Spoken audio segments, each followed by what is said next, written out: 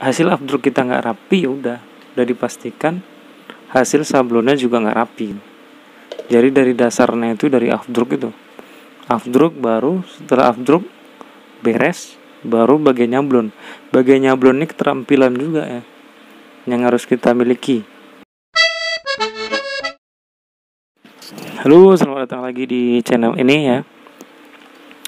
Hal yang menjadi fondasi ataupun kepercayaan pelanggan ketika kita usaha sablon ya, terutama sablon cup plastik ini adalah dari segi kualitas ya. Kualitas hasil dari sablonan kita gitu.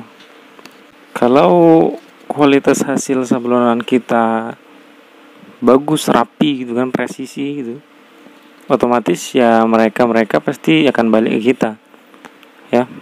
Dari beberapa pengalaman dulu sampai sekarang ini, memang kalau kita berusaha untuk memberikan kualitas yang terbaik, itu memang cukup sulit gitu ya mempertahankannya gitu, karena nggak setiap kita nyablon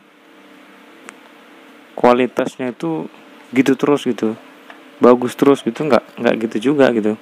Tergantung dari keterampilan kita lagi, keterampilan kita gimana caranya hasil dari sablon ini terus mampu bertahan ya, berkualitas. Untuk sablon tulisan itu presisi gitu ya, tulisan gambar itu bisa presisi. Dan nggak semua orang yang udah sering nyablon itu selalu ini ya, selalu nggak ada kesalahan gitu, nggak juga gitu.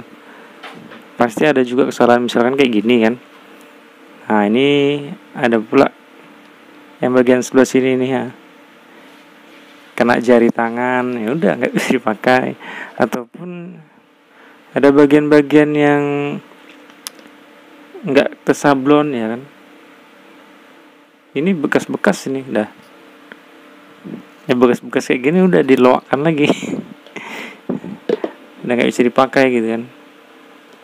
Kalau mau dibersihkan kemudian dibersihkan gitu kan, udah jadi kerjaan, nggak jadi kerjaan kita lagi, udahlah pakai yang baru aja untuk konsumen gitu kan. Untuk menjaga stabilitas kualitas hasil sablon ini, namanya pekerjaannya manual ya, dikerjakan manusia ya emang relatif lebih sulit gitu. Kita harus punya jam terbang yang banyak, yang tinggi. Kita juga harus punya keterampilan juga ya. Kalau orang yang suka bosan kerja kayak gini ya nggak bisa. Memang benar-benar harus ulet gitu ya. Bagian afdruknya harus berkualitas, harus bagus. Karena bagian afdruk itu juga menentukan nanti hasil dari sablonan kita rapi atau enggaknya gitu ya. Kalau hasil sablonan kita nggak hasil afdruk kita nggak rapi, ya udah dipastikan hasil sablonnya juga nggak rapi. Jadi dari dasarnya itu dari afdruk itu. Afdruk baru setelah afdruk beres baru bagian nyablon. Bagian nyablon ini keterampilan juga ya yang harus kita miliki. Pribadi itu, individu ya. Orang yang nyablon beda ketika kita pakai mesinnya, sistem printing ini beda. Kalau sistem printing kita cetak apa, misalkan cetak kayak spanduk gitu kan, apa yang ada filenya seperti itu ya keluarnya seperti itu. Beda sama ini ya. Ini modal keterampilan ini. Semakin terampil orangnya, semakin punya kapasitas ya, tahu gimana caranya buat nyablon ini hasilnya bagus, terampil untuk afdruk, terampil untuk setting mesin supaya hasilnya presisi bener ini ya, cup ini dengan tulisannya, dengan posisi di tengahnya ya, posisi logonya di tengah, nggak terlalu ke atas cup, nggak terlalu ke bawah ya, kemudian nggak miring gitu kan. Kadang ada yang depannya di sini di bawah, nanti yang bagian atas, yang bagian sini ya ke atas kali gitu kan, di sini pula. itu keterampilan juga sistem setting mesinnya. Jadi itu yang perlu diperhatikan ya. Kalau untuk usaha-usaha kayak gini nih, sistem manual bukan dikerjakan oleh mesin, memang dikerjakan mesin, tapi keterampilan kita yang paling utama menentukannya di situ. Jadi itu harus menjaga kualitas dari hasil sablon, itu yang terpenting dari pengalaman pribadi ya, bukan pengalaman orang lain, tapi pengalaman pribadi yang di-share di sini ya.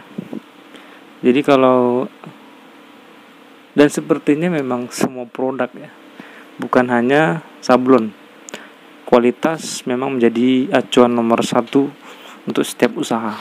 Oke, mungkin itu yang perlu diperhatikan. Semoga aja bermanfaat video ini.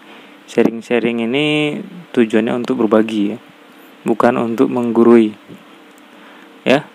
Jadi perhatikan kualitas hasil sablon agar pelanggan kita terus mau order sama kita. Memang sulit tapi harus dilakukan ya. Oke, ingat itu ya, sulit tapi harus dilakukan. Oke, semoga bermanfaat. Sampai jumpa di video-video selanjutnya. Tapi ada pertanyaan lagi nih ya.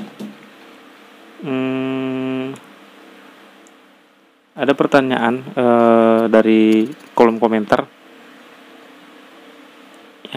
mengenai setting mesin.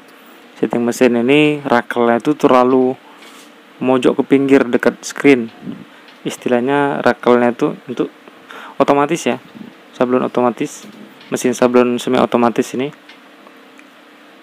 rakelnya itu terlalu minggir ke screen. Berarti apa yang harus diperhatikan, apa yang harus disetting? Setting bagian belakangnya ya, setting bagian belakangnya. Contohnya seperti ini. Nah, itu besi itu yang harus diotak-atik ya.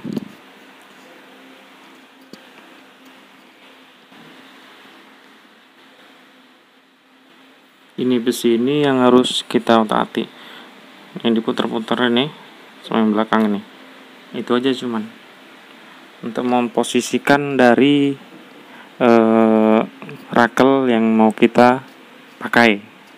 Oke, semoga bermanfaat. Sampai jumpa di video selanjutnya. Jangan lupa jempolnya.